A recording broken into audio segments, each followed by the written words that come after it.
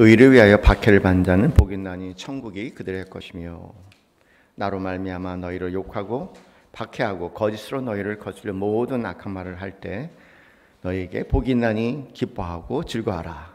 하늘에서 너희의 상이 큼이라. 너희 전에 있었던 선지자들도 이같이 박해를 받았느니라. 라는 10절부터 12절까지의 말씀입니다. 올 초에 PPT 올려주시겠습니까? 올 초에 저희가 고린도후서 5장 17절 말씀으로 함께 시작을 했죠. 앞에 있는 말씀이니까 함께 읽어보겠습니다. 시작. 그런즉 누구든지 그리스도 안에 있으면 새로운 피조물이라. 이전 것은 지나갔으니 보라 새 것이 되었도다. 이 고린도후서 5장 17절 말씀, 이 말씀 특별히 두 가지 측면에서 새로운 피조물로 되어가는 그런 그 내용을 담고 있습니다. 하나는 옛사람과 또 새사람의 차이라고 얘기할 수 있는데, 옛사람은 주로 자기의 의를 믿고 이제 자기의 의의 법칙에 따라 살았다. 그런데 새로운 피조물은 나의 의의 법칙이 아니라 하나님의 의의 법칙에 따라 사는 것이다. 그리고 자기 구원의 법에서 내가 스스로 나를 구원하는 자구적인 구원이 아니라 하나님의 구원의 법칙 안에서 구원받는 삶으로 새로운 삶이 진행이 된 겁니다.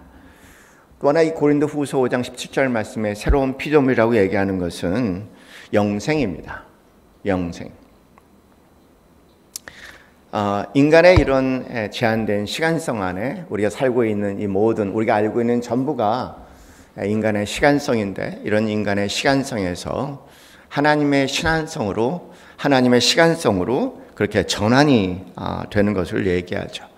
인간의 시간성이라는 것은 한시적입니다. 태어날 때가 있고 죽을 때가 있는 것 같은 그런 시간성을 얘기한다면, 하나님의 시간성은 그런 인간의 시간성을 초월한 그 바깥에 그 모든 인간의 시간성을 가능하게 하는 영원한 시간성으로서 하나님이 우리에게 그 은혜를 주시는 거죠.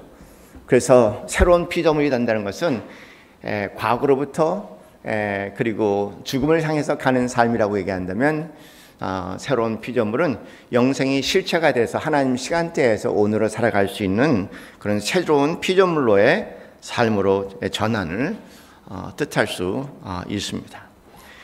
그리고 계속해서 저희가 이제 요한복음 15장 말씀을 중심으로 해서 하나님 말씀을 좀 계속 살펴보고 있지 않습니까? 요한복음 15장 그 말씀, 열매에 대한 말씀, 요한복음 15장 말씀에 이제 내 안에 거하라. 그리하면 내가 너희 안에 거하리라 말씀하시고, 내 안에 거하지 아니하면 열매를 맺지 못하나 내 안에 거하면 많은 열매를 맺을 것이다 라는 그 열매의 말씀으로 계속 저희가 이어지고 있습니다. 그 열매의 첫 번째 열매가 뭘까? 그 첫 번째 열매는 그냥 영생이라는 겁니다. 하나님의 나라, 영생. 이것이 예수님 안에 거할 때, 예수님 우리 안에 거할 때 우리 삶에 거둬들일 수 있는 확고불변한 그런 아주 분명한 그런 그 열매죠. 열매. 그리고 오직 그 예수님 안에서만 그런 영생의 선물, 영생의 열매가 가능하다. 맞습니까? 틀립니까? 애매모호합니까? 확실합니까? 그 외에 다른 방법은 없죠. 여러분, 카톨릭 교회에서, 카톨릭이라는 뜻은 보편이라는 교회 뜻입니다. 중세까지 보편 교회에서, 카톨릭 교회에서 우리가 개신교가 나오기 시작하면서 부르짖던 5가지 오직이 있었죠. 오직. 진리는 이 영생, 그냥 진리에 대한 얘기가 아니라 영생은 오직 성경 안에 있다. 영생은 오직 예수 그리스도 통해서 오는 것이다. 영생은 오직 은혜로만 오는 것이다. 영생은 오직 믿음으로 오는 것이다. 그 영생을 통해서 우리는 오직 하나님께 영광을 드리는 것이다. 인간의 영광이 아니라. 왜냐하면 그 당시에 카톨릭은 교황과 그리고 이 카톨릭 교회의 그 모든 영광을 취해간 것에 대해서 아니다. 성경을 보면은 어디에도 그런 것 없다. 오직 성경을 보면은 구원은 오직 예수 그리스도를 믿음으로 이루어지는 것이고, 그래서 오직 하나님의 은혜로 이루는 것이고, 그렇게 된 구원의 결과는 오직 하나님께만 영광을 드리는 것이다. 이게 우리가 개신교의 5가지 오직 원칙이라고 해요. 이 5가지 오직 원칙, 사랑하는 성도님은 단 것이 아니라 저는 개인적으로 이것을 깨닫는 것이 가장 큰 은혜라고 생각을 합니다. 그냥 여기 돌았다 저기 돌았다 알고 보니까 오직 성경에 진리가 있구나, 오직 예수 안에 진리가 있구나, 오직 은혜 안에 진리가 있구나, 오직 믿음 안에 진리가 있구나, 오직 하나님께 영광 드리는데 진리가 있구나, 영생이라는 것도 다 이 안에 있다는 거 하나 깨닫는 것, 그것이 모든 것으로서 자유케 하는 가장 큰 복이요 은혜라는 사실을 우리 남서울 예수교회 성도님들은 다시 한번 마음에 꼭 깨달으셨으면 좋겠어요. 그런데 이것이요, 오직 성경, 오직 예수, 오직 은혜, 오직 믿음, 오직 이 영광이라는 것이, 하나님께 영광이라는 것이 굉장히 순환적으로 이루어진다는 겁니다. 순환적으로 이루어져요. 맨 처음 오직 말씀으로 갔다가 말씀 가운데 들어가면서 오직 예수를 발견하고 오직 은혜를 발견하게 되고, 그리고 오직 믿음과 오직 하나님께 영광을 돌리다 보고, 또 어느 때를 보면 오직 예수를 발견하다 보면은 또 오직 성경이라는 것에 대한 새로운 감각과 오직 은혜라는 것에 대한 새로운 감각과 오직 하나님께 영광이라는 새로운 눈을 열리게 되니까, 이것이 그냥 일직선적인 것이 아니라 끊임없이 서로 순환적으로 상호 교환적으로 서로 영향을 미치면서 궁극적으로 뭐냐면 예수님이 전부다, 나머지는 헛소리다. 사회 참여니 정치, 사회 개혁이니 어쩌고 저쩌고 다 헛소리고 오직 예수만 전부라는 것. 그래서 우리 남서울 예수교회는 잊지 않기 위해서 제가 제 자신에게, 저는 인문사회학을 좋아하니까 혹시나 잊을까 봐 걱정이 돼서 이름을 붙였어요. 아주 그냥 잊지 말라고. 남서울, 다시 한번 남서울 예수교회 성도님들은 꼭 기억하시기 바랍니다. 어느 교회 다니세요? 남서울 예수교회. 왜 남서울 예수교회입니까? 예수가.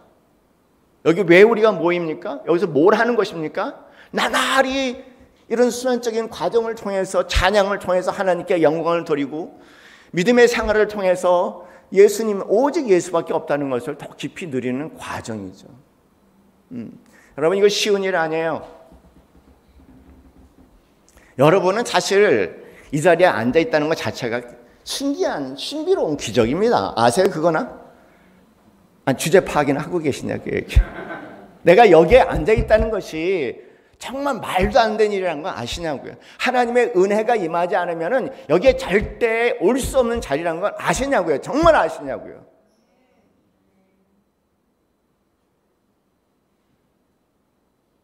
뭐 잘나서 우리가 무슨 지혜가 많고 무슨 지식이 많고 뭐 나보다 나아서 어떻게 이 은혜의 자리에 들어올 수 있습니까? 어떻게?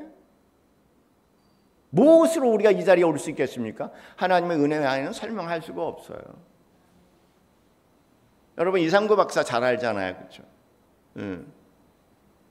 새로운 세대는 잘 모르지만 그래도 50대, 40대 중반가더라도 아마 이상구 박사 그러면은 뭐가 떠오르세요? 이상구, 그렇게 하면 이상구 박사 그러면은 뭐가 떠오르세요? 엔돌핀, 그렇지 않습니까?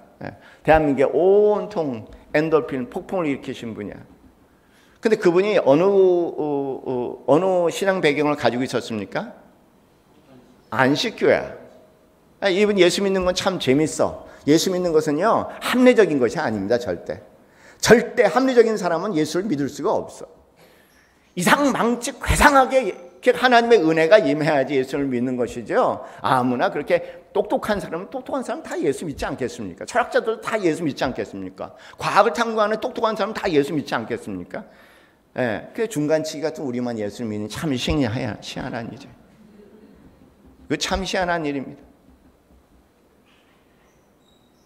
이상구 박사가 그랬어요. 고등학교 친구가 어느 날 찾아왔더래요. 3명이. 그래서 자기네가 문선명을 믿게 됐다. 그래서 문선명 전도하러 왔더랍니다. 그때 이분은 교회 전혀 모를 때야. 그러면서 뭐냐면 창세기 말씀을 들어서 노아가 950년을 살았다. 뭐 이렇게 얘기하더래요. 이분은 사회과학, 이 과학적인 관심이 많은 분이니까 말을 들어보니까 말도 안 되는 얘기야. 그래서 이제 창세기 9장에 950년을 걸 보여주길래 야, 어떻게 사람이 950년을 사냐? 그리고 옛날에 그랬다.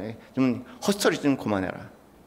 그때 자기는 성경을 안 보기로 작정을 했대. 이건 완전히 뭐 요새 말로는 미신이라는 거죠. 그냥 말도 안 되는 얘기를 담고 있는 책이다. 그거 한 부분으로 성경을 안 보기로 작정을 했대. 교회하고는 완전히 거리를 두기로 했답니다.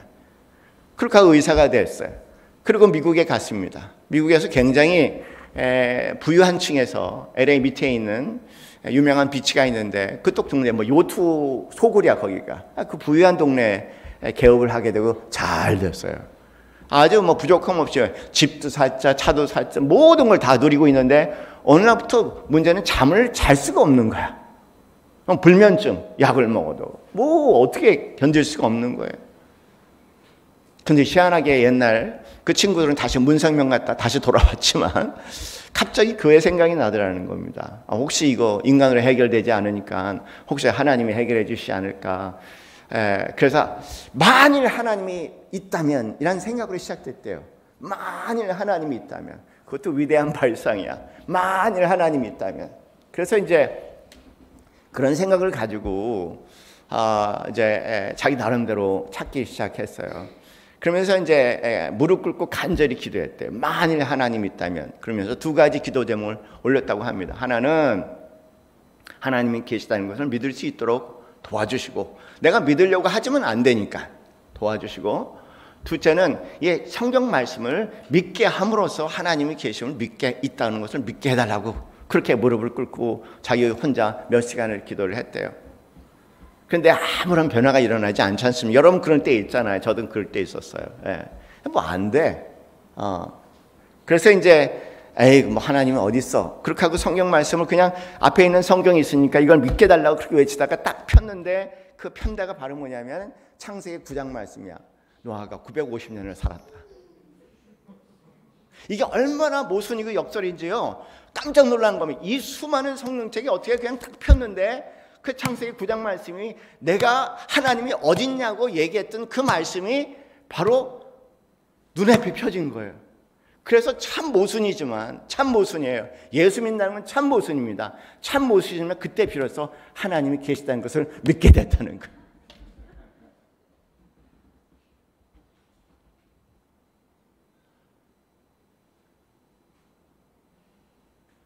그런데 당신이 찾아오는 환자들 가운데 많은 사람들이 안식교를 다니고 있었대요. 그래서 그분들을 통해서 첫 번째 소개받은 데가 안식교라고 합니다. 본인도 관심이 많아. 뭐냐면 안식교는 먹는 거, 건강 뭐 이런 거 관심이 많으니까 본인 직업하고도 굉장히 깊이 연결돼서 그래서 안식교로 들어간 거예요. 굉장히 오랜 시간을 보냈죠. 3년 전에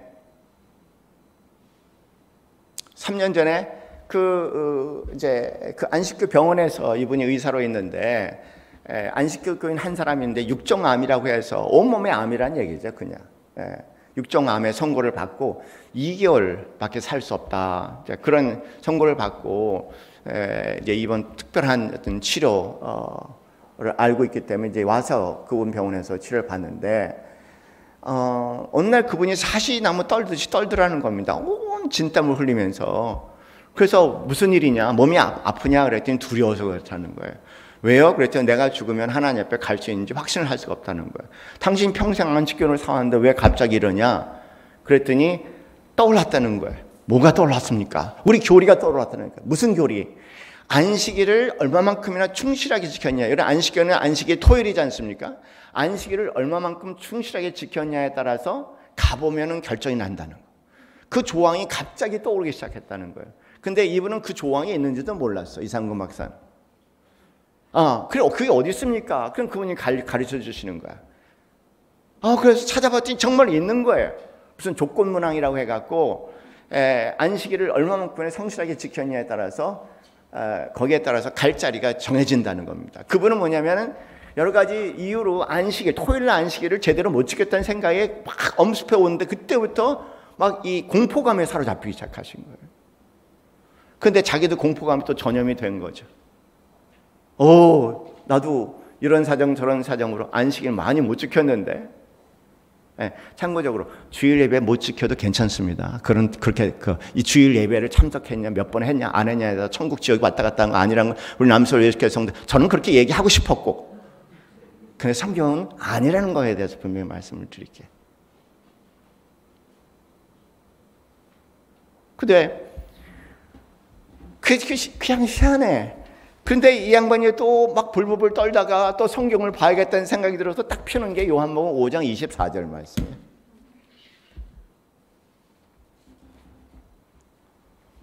요한복음 5장 24절 말씀. 딱 두 단어가 들어왔어요. 영생을 얻었고 사망에서 생명으로 옮겨졌느니라. 그래서 영생을 얻었고란 단어가 과거형이라는 걸 알기 시작한 거예요.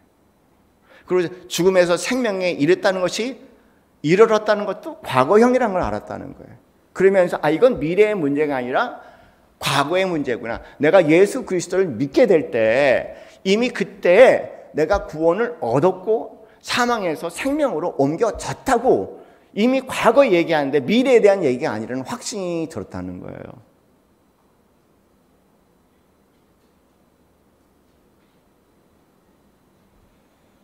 그래서 그 감격에 그분에게 찾아가서 그 말씀을 전했더니 그분도 굉장히 놀라우면서 나 다시 신앙생활 하겠다고.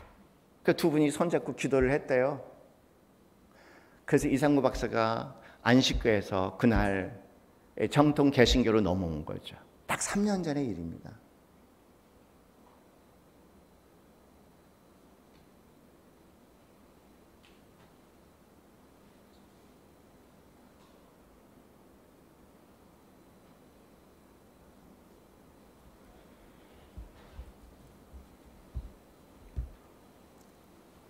그렇지 멍청하게 앉아있지 마시고 내가 받은 은혜를 곰곰이 생각해 보세요. 도대체 이 자리가 무슨 자리입니까? 모르겠어요. 저는 그것만 생각해도 감격이 돼. 그것만 생각해도 감격이 돼.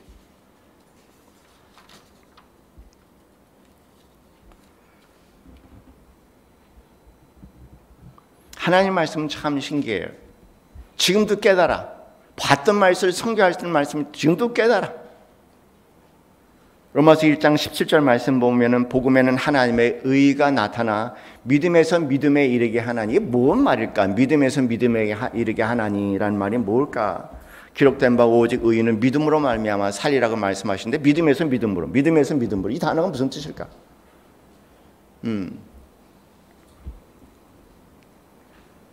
신앙의 긴 여정을 살다가 보면요, 하나님의 은혜가 임할 때마다 다시 첫 번째 믿음에 대한 깊은 이해야.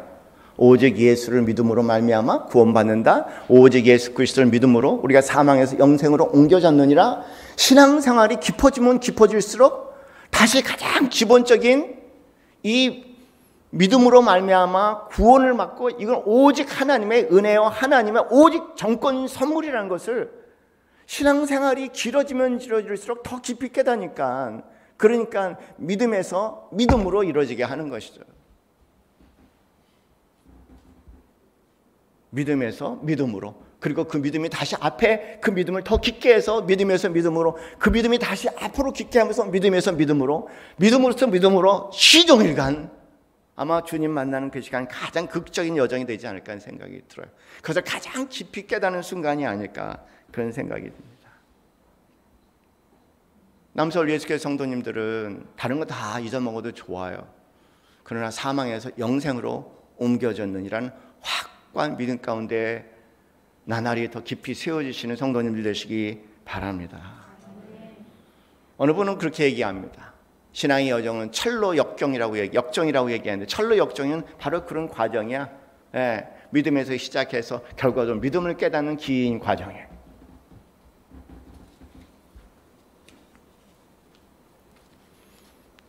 예수 그리스도 안에 있을 때 예수님께서 요한복음 5장 24절에 말씀하신 것처럼 내가 너희 안에 있고 너희가 내 안에 있을 때 많은 열매를 맺으리라. 첫 번째 열매는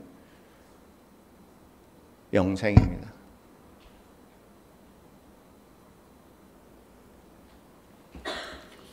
그 영생이 우리 안에 깊이 무르익을 때, 사랑하는 성도님, 그 깊이 무르익을 때 우리 삶에 그냥 성령의 열매가 맺어지는 겁니다. 성령의 열매는요, 막 기도하고 몸부림치고 살리는 것이 아니라 뭐냐면 그 구원의 감격, 사망에서 영생, 그 영원성의 삶 가운데 오늘을 살아갈 수 있다는 것이 실제적으로 내 삶에 깊이 삶을 나를 움직이기 시작할 때 그 자체 안에서 성령의 열매가 맺어지는 것이죠. 맺으려고 노력하는 것은 아닙니다. 그 전 과정이 성령께서 역사하시는 것이고 그 전 과정을 통해서 그 안에 있을 때 우리 안에 성령의 열매는 나날이 더 깊게 맺어지는 것입니다. 또 열매의 소리는 팔복을 얘기했습니다. 그 팔복의 내용도 그래요. 팔복의 내용도 알고 보면은 그 은혜가 깊어질수록 팔복의 이 복들은 오늘 우리가 살아낼 수 있는 신비한 일이 된다는 겁니다. 알고 보면 다 영생의 문제에 걸려 있어요. 다 영생의 문제에 걸렸습니다. 이게 여기에 뭔가 삐끗하고 여기에 초점이 잘못 맞춰지면 성령의 열매도 당연히 거둬지지 않고 팔복의 삶을 살 수가 없죠. 그리고 그 영생은 오직 예수를 통해서 온다는 겁니다. 오늘 본문 말씀에 의를 위해서 박해를 받는 복이 있나니 천국이 그들의 것임이라고 분명히 말씀하셨어요. 여기 의라고 얘기하면은 두 군데가 등장하죠. 우리가 앞에 살펴봤던 마태복음 5장 6절 말씀에서 의가 등장합니다.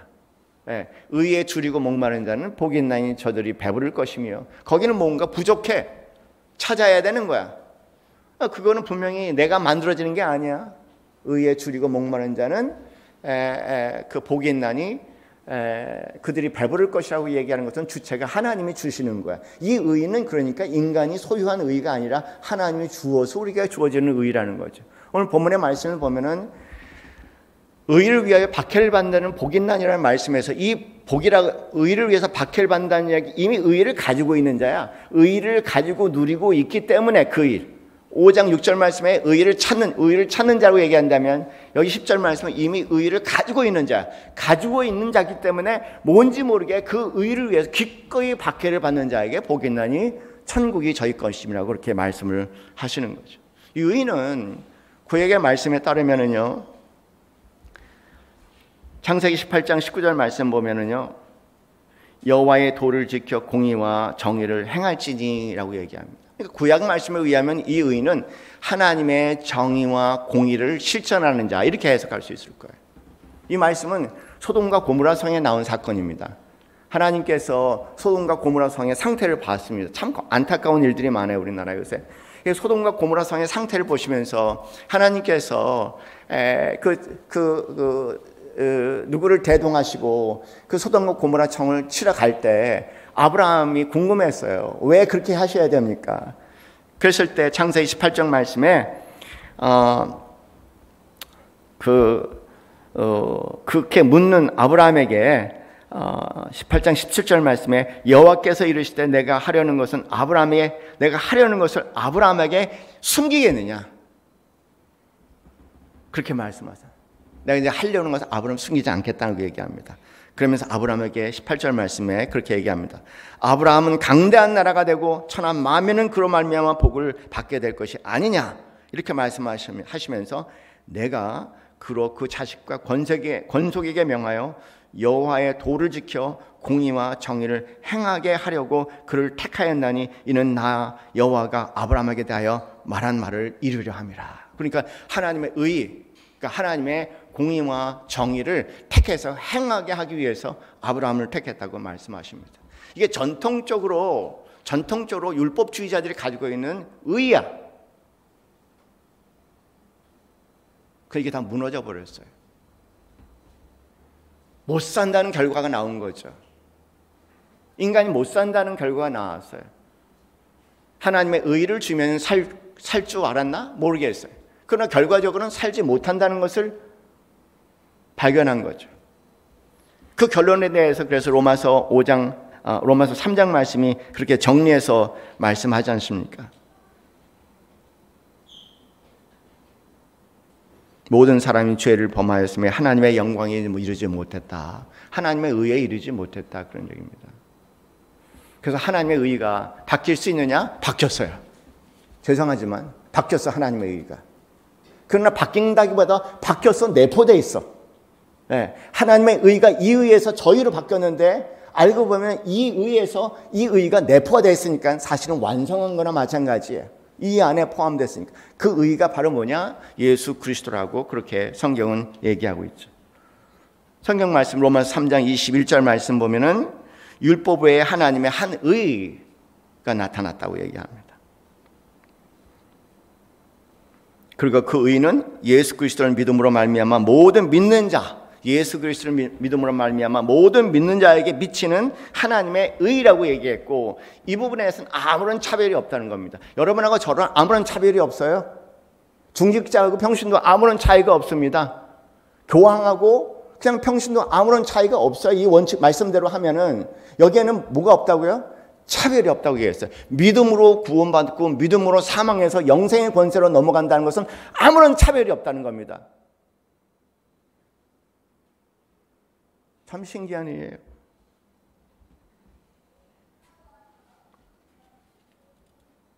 로마서 3장 24절 말씀은 예수 안에 있는 속량으로 말미암아 하나님의 은혜로 값없이 의롭다 하심을 얻은 자가 되게 하셨다. 이게 하나님의 의라는 겁니다. 로마서 3장 25절 말씀은 자기의 의로우심을 나타내셨다. 하나님께서 자기의 의로우심, 이걸 자기의 의로우심이라고 얘기합니다. 믿음으로 말미암아 구원받는 것을 자기의 의라고 말씀하셨고 예수 그리스도를 자기의 의라고 말씀하셨어요. 그래서 로마서 3장 26절 말씀에 결론적으로 곧 이때에 자기의 의로우심을 나타내사 자기도 의로우시며 또한 예수를 믿는 자를 의롭다 하려 하심이라. 이것이 하나님의 의라고 아주 분명히 얘기하고 있죠. 그런데 이 모순되지 않는 것이 첫 번째 하나님의 의, 이 두 번째 하나님의 의가 모순되지 않는 것이, 저는요 정말 예수 그리스도 안에 온전히, 그리고 예수 그리스도 안에서 하나님의 나라의 맛, 영생의 맛을 보면서 오늘을 살아갈 수 있는 사람은 앞에 지킬 수 없었던 하나님의 의와 공의의 삶을 살아낼 수 있다는 겁니다. 그 두 말씀이 모순이 된 것이 아니라 예수 그리스도 안에 온전하게 되니까 예수께서 오시면 율법을 완성하러 오셨다고 말씀하신 이유가 바로 그 내용 아니겠습니까? 여러분, 영생 안에 있지 않으면 우리는 하나님 말씀을 한 점 한 획도 실천할 수가 없습니다.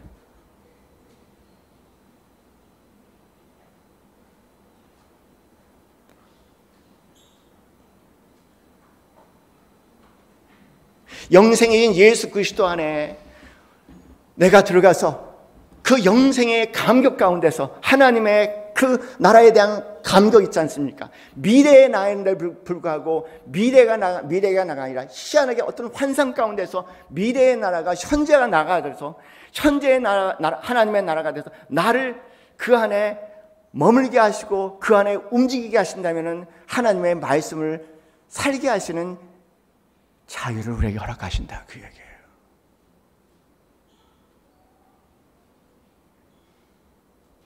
그래서 결과적으로 기독교는 예수로부터 시작해서 예수로 끝나는 거죠.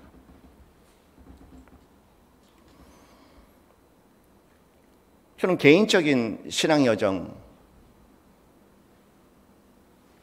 여러분하고 나누고 싶어요. 개인적인 신앙.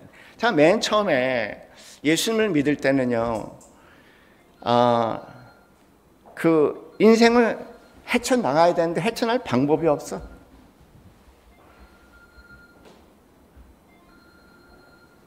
뭐 이런저런 문제가 많이 있는데 내 힘으로는 도저히 내 주어진 내 주위의 자원으로는 이런 문제를 도저히 해결해 나갈 수가 없어. 그래서 비유적으로 얘기하면 어디 만나 없나 만나 구하라. 예수님을 열심히 만나긴 만났는데 예수님을 만나는 이유는 그놈은 만나 안 주시나 그런 성도들 여기 무진장 많을 거야. 그렇게 시작됐어. 이 문제 해결해 주시고 저 문제 해결해 주시고 이 고통 해결해 주시고 저 고통 해결해 주시고 뭐 내 생계 삶에 필요한 그 모든 것들을 예수님 만나를 구하기 위해서 있으면 만날 수 있었죠. 그런 신앙의 허구성을 발견하기 시작하면서 하나님께 은혜를 베푸셔서 말씀을 깨닫게 하셨습니다. 말씀의 기쁨 가운데 들어가게 하셨어. 그래서 말씀을 열심히 공부했어. 그래서 신학교를 간 거죠. 나 이제 가서 하나님 말씀을 공부해야겠다. 그리고 이제 신학교에 가서 말씀을 알아야겠다. 열심히 말씀을 공부했어. 말씀. 그 안에서 깨달은 이렇게 살아야 된다, 저렇게 살아야 된다, 뭐 이렇게 살면 안 된다, 저렇게 살면 안 된다. 수많은 법칙과 당위성들, 수많은 어떤 율법책 같은, 어떤 헌법책 같은 그런 수많은 살아야 된다, 이렇게 살면 안 된다, 이렇게 하면 걸린다, 저렇게 막 그리고 축복 준다, 뭐 어쩌고 저쩌고 막 계속 그 말씀에 걸려 살았던 것 같아요. 그렇게 살아보신 분들은 아시겠지만 그래서 얼마나 피곤한 삶인지 여러분 아세요? 근데 혼자만 피곤하면 괜찮아요. 주위 사람 엄청 피곤하게 만들어요. 보는 것마다 판단을 하니까 지가 언제 그렇게 의로하는지 하나님 말씀 좀 들어왔고 내가 하나님 말씀 좀 안다고 생각하면 언제 그렇게 의에 잣대가 되는지 그냥 주위 사람들 계속해서 도마질을 하는 거예요. 정말 피곤해. 물론 제 자신도 도마질을 하는 거죠.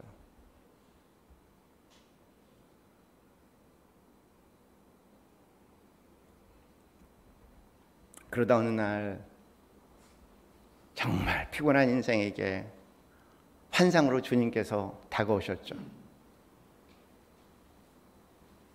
환상을 사모하시는 우리 성도님들 되시기 바랍니다. 논리를 넘어서 이성을 넘어서 환상 가운데 오감의 세계로 볼 수 없고 경험할 수 없는 놀라운 은혜를 베풀으시는 그 세계에 사모하고 기도하시는 여러분 되기 바랍니다.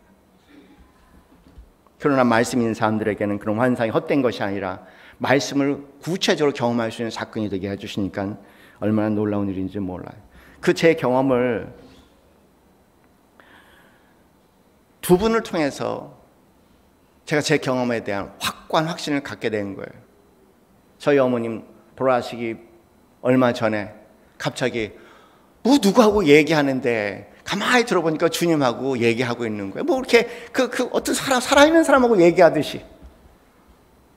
그리고 난 다음에 어머님 내일 모레면 우리 교회 와서 예배 드리세요 하시는 말씀이 안 간다 너에게. 왜요? 그렇게 기도하셨는데 우리 교회 한번 와서 예배 드리기 원하시는데 그랬더니 야 네 교회가 천당보다 낫냐? 아니요. 그러니까 안 가는 거야. 그 주님을 만난 거예요. 그 제가 최근에 소개해드렸던 우리 황선 그 성도님이라는 분 제가 글을 소개해준 앞에 다 있지 않습니까? 그분이 그 얘기 하셨습니까? 죽음을 직시하니 내 자신에게 해방돼 자유를 느끼게 됩니다. 이 자유, 그분을 만나니까 죽음에서 해방된 영생의 능력이죠. 죽음에서 해방된 영생의 비밀을 누리니까는 말 그대로 세상에서 해방이야. 나한테도 해방이요, 너한테도 해방이요, 내가 하는 일에도 해방이야. 모든 문자적인 것에도 해방할 수 있는 신기한 세계가 그 안에 있다는 걸 알았어요. 단지 신기한 것이 아니라 그 성도님이 얘기한 것처럼 저 따라 햇살과 나뭇가지를 저 따사로운 햇살과 나뭇가지를 흔드는 저 바람도 하나님의 임재를 알리고 있지요. 아침이 오고 저녁이 오는 것이 꽃이 피고 비가 내리는 것이 하나님의 통치를 보여주고 있습니다. 전에 깨닫지 못했던 것들이죠. 나는 지금 식사를 제대로 할 수 없고 눈 한쪽 보이지 않으며 걸을 수도 없는 상황입니다만 예전에 느끼지 못했던 평안과 감사가 있습니다. 하나님 이 쓸데없는 자를 왜 구속하여 주신지 난 알 수가 없습니다. 이것이 영생의 오늘을 누리는 사람들의 공통적인 고백입니다. 그럼 사랑하는 성도님들, 우리가 뭐를 사모하겠습니까?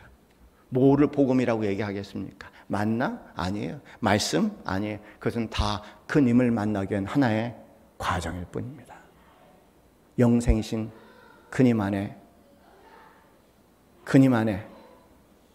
남서울 예수교회 성도님들이 매일 그분의 영생에 임재하면서 누리면서 모든 것으로서 자유함, 그 자유함 가운데 주시는 은혜 가운데 새로운 삶이 일궈졌으며 나는 간절한 기도입니다. 제가 같이 하는 시 모임이 있어요. 제가 시는 좋아하고 하지만 시를 쓰고 나서도 이 시가 제대로 되는 건지 안 되는 건지 난 모르겠어. 저명한 선생님이 이거 좋습니다라고 도장을 찍어줘야지 그래도 이게 되는 거 아니겠습니까? 그래서 시를 배우기 시작했어. 선생님 밑에서 이제 시를 쓰기 배우다가 이런 코로나 바이러스가 또 생겨갖고 잠시 멈추고 있는데, 그래갖고 카톡을 통해 갖고 교제는 계속돼서 제 신앙 과정, 만나를 찾던 삶에서 말씀을 찾던 삶에서 주님을 만난 사건으로 전환되면서 제 삶이 변화된 것에 대해서 시를 썼죠. 몇 차례 오고 가고 하면서 손을 대기 시작하면서 제가 쓴 시가 이 시입니다. 아마 그 다음에 나와 있을 겁니다. 한번 읽어봅시다. 시작. 어느 뱃놈의 환희. 이른 새벽 바닷길을 나섰습니다. 아침엔 만나를 낚았습니다. 오후엔 말씀을 낚였고요. 그런데 해질 무렵 님 낚였네요. 화들짝 뱃놈 심이나 덩실을 줬으니 배는 덩달아 흔들흔들 받은 오히려 잠잠해지네요. 그렇게 썼어요. 그랬더니 선생님이 제 글을 가만히 읽더니 몇 가지 수정했으면 좋겠다. 그래서 수정이 됐어요. 그 수정이 그 다음 시입니다. 이렇게 수정이 됐어. 뱃놈의 환희. 이른 새벽에 바닷길에 나섰습니다. 아침엔 만나를 낚았습니다. 뭐가 달라졌죠, 그죠? 아침엔 만나에 낚였다고 얘기했는데 아침엔 만나를 낚았습니다. 내가 아주 주도적으로 내가 낚았다 그런 뜻이, 내가 찾고 그랬으니까는 낚였습니다라고 얘기하지 말고 그거는 목사님 찾았으니까, 찾고 했으니까 그때는 낚았으니까 그러니까 그렇게 표현하라는 거예요. 그래서 제가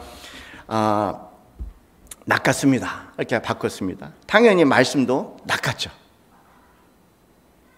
그리고 세 번째, 그런데 해질 무렵에 님을 낚았습니다 그렇게 얘기했더니 또 글이 왔어. 근데 님은, 당신이 만난 님은 글을 보니까 낚은 게 아니라 당신이 낚인 겁니다 이렇게 표현하셨어요. 그래서 제가 참 선생님을 모시고 사는 기쁨이 이런 기쁨이니까 즐거움이구나. 아주 희열을 느꼈어. 맨날 선생짓 하다가 선생 하나 만나니까 이렇게 기쁠 수가 없는 거예요. 그래서 바꾼 게 이거예요. 그런데 해질 무렵 님에 낚였습니다. 그러니 내가 주도적인 삶이 아니라 주도적으로 살려고 몸부림 칠 때 하나님의 은혜가 임해서 내가 그분 손에 낚이니까 그 수고하고 무거운 신앙의 짐이 화들짝 놀라서 오히려 이 뱃놈의 인생이 신이 나서 덩실덩실, 그리고 배는 덩달아 흔들흔들, 오히려 그러나 세상은 말할 수 없이 고요해지는 이 신비로운 세계 가운데서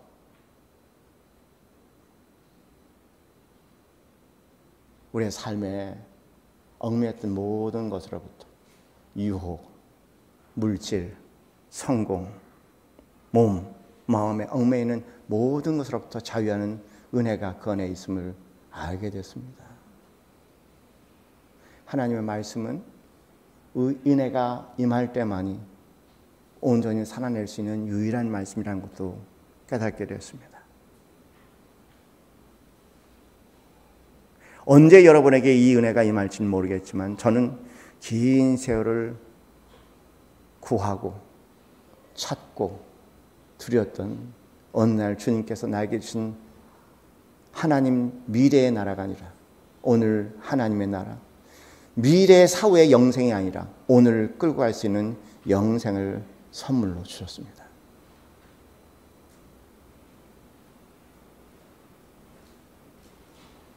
그 은혜가 여러분에게 바울 사도가 고백한 것처럼 내게 능력 주시는 자에서 내가 모든 것을 할 수 있다라고 고백하는 그 능력이 되시기를 주님의 이름으로 축원합니다. 기도하겠습니다.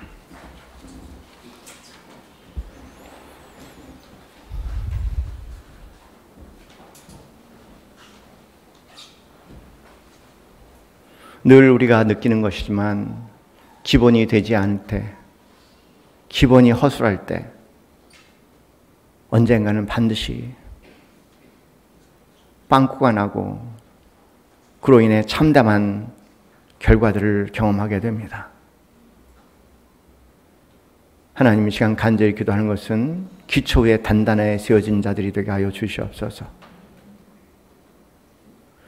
오직 예수만이, 오직 우리 주 예수 그리스도만이 나의 의, 나의 자랑, 나의 참된 가치, 나의 기쁨이 되게 하여 주옵소서.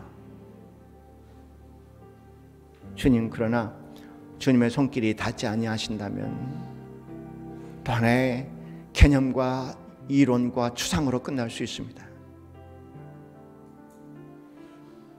오 하나님 아버지, 인생의 수고하고 무거운 짐에 얽매인 영혼들, 종교의 족쇄에 갇혀서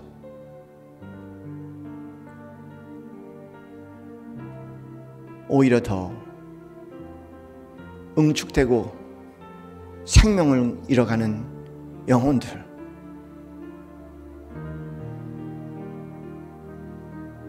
오 하나님 아버지, 당신의 은혜가 임하셔서 이 자리에 있게 하셨사오매 더 큰 은혜의 길로 나가게 하여 주셔서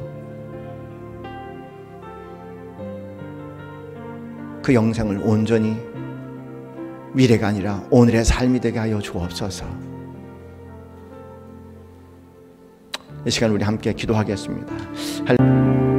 하나님, 이 시간이 기억합니다. 주기철 목사님, 손양한 목사님, 바울 사도, 스데반 선교사,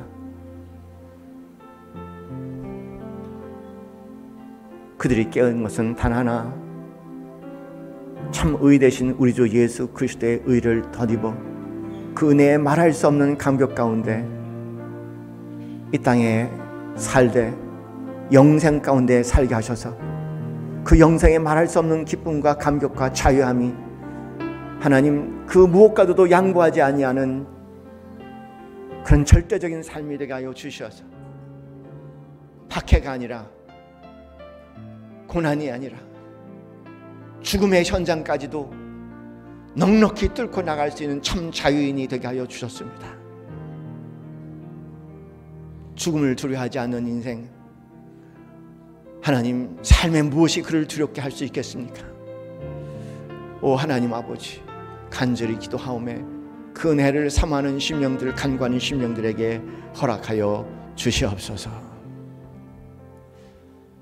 이제는 우리 주 예수 그리스도의 그 크신 은혜와 하나님 아버지의 지극하신 사랑과 성령의 교통 교감하심이 오직 예수 안에는 영생을 가슴에 품고 살아가기 소원하는 이 자리는 모든 성도들 머리 위에 지금부터 영원까지 함께 있기를 축원하옵나이다. 아멘.